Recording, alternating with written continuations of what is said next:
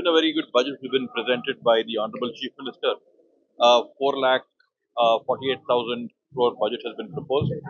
And I think one more thing, like we've given the five guarantees, the eighth guarantee is that the CM will always deliver a budget which is fiscally responsible.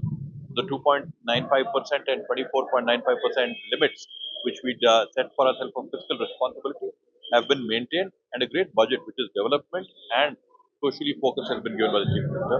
And particularly for our own constituency, it could be lift irrigation, it could be schools, and it could be tech. All have come, so it's a fantastic budget.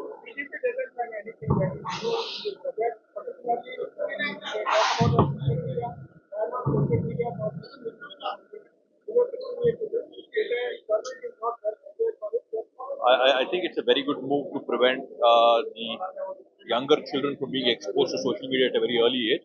I'm sure BJP haven't sat through or read through the whole budget. If they did, they would see what a revolutionary, fantastic budget has been presented.